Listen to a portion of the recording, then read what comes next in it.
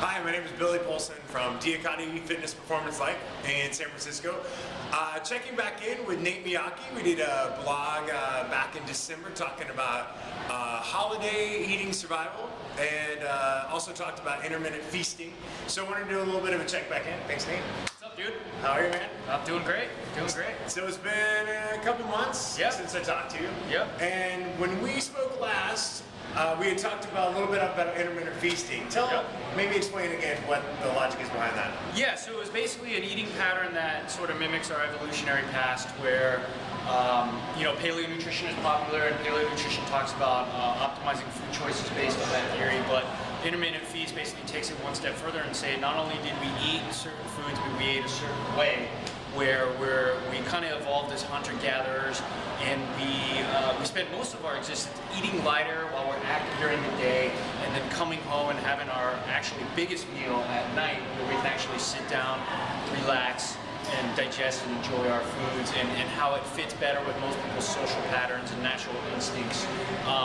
And that was just basically a theory, and then there's obviously a ton of science behind that, but don't want to bore people. But that is the overall theory, and that generally clicks in people's head. They're like, huh, well, everything tells me in the fitness industry the backwards, but when I think about it logically, it actually makes a lot of sense. Definitely. Why that is a more functional plan. And if they want more of the science and the details, they can get your book, right? Yeah, absolutely, absolutely. Yeah. I mean, we're not holding anything back. We're giving you practical tips, but if you want to learn a little bit more about why and some of the science, and I definitely link to research studies in the book about that, because it's kind of counterintuitive, and so it takes at some point people want to learn a little bit more about why. Yes, definitely in the book and on the website. There's a ton of articles and stuff too. Definitely. So over the last 8 weeks, myself, I have continued to follow the same pattern that we talked about back in December. And again, as we mentioned then, I kind of fell into it because it was my natural eating pattern. I was extremely busy during the day, running, and so it actually was easier for me to eat less then.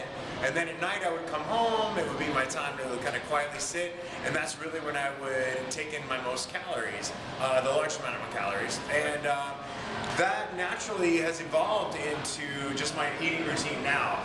My initial concerns were that I was going to lose some of my fat-free mass, and I was going to lose muscle mass, and because of that lesser calorie or the lower calorie reduction during the day. So I've continued to monitor muscle, and it actually has held and actually increased. So it's been something that's been really successful for me. One thing I mentioned to you off camera, I mentioned it to a couple clients. As you said, a lot of it is counterintuitive, that people really, they've heard forever to eat small meals, and it's the whole idea, breakfast, eat like a king, what is that, lunch, eat like a prince, or whatever.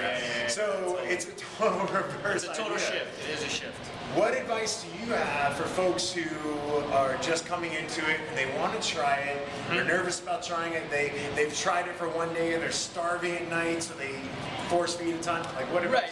So we talked about that, and there's research out there where there's hormones that regulate appetite and energy intake, and they kind of get set based on your normal eating pattern. So anytime you make a change, let's say, hey, we're telling people to skip breakfast because they don't really need it, they're going to be hungry that first day. And so they're like, one day, then they're like, oh, this is not for me.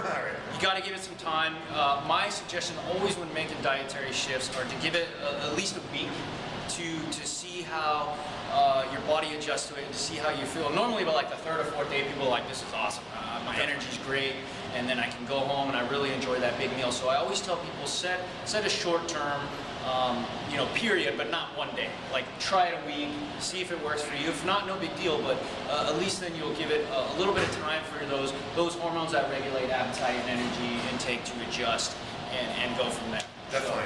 And one other thing I feel like has been helpful for me as well as my clients is the first few days, definitely plan that evening meal. Like, don't walk into the house thinking like you're starving and you're just going to start eating whatever is the fastest and easiest thing.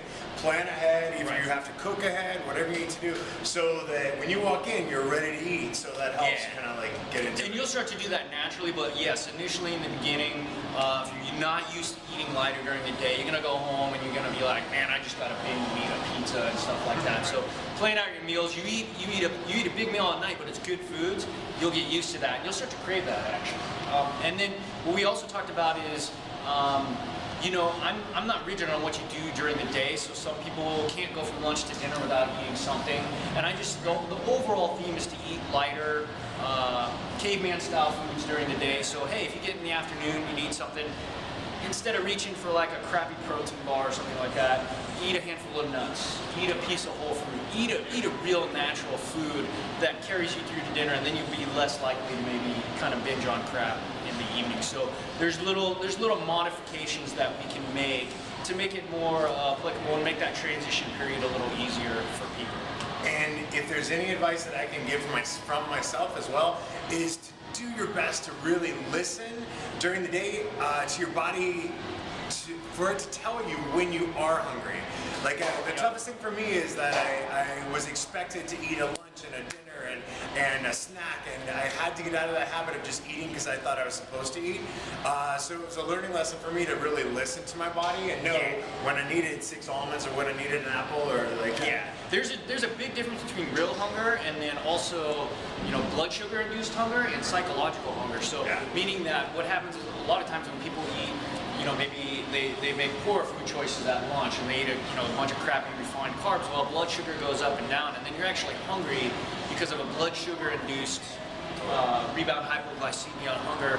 And so that's one case. And then psychological, we just think a lot of people have just been ingrained that they need to eat every 3 hours or else they're going to burn up muscle tissue. And so they start to get nervous.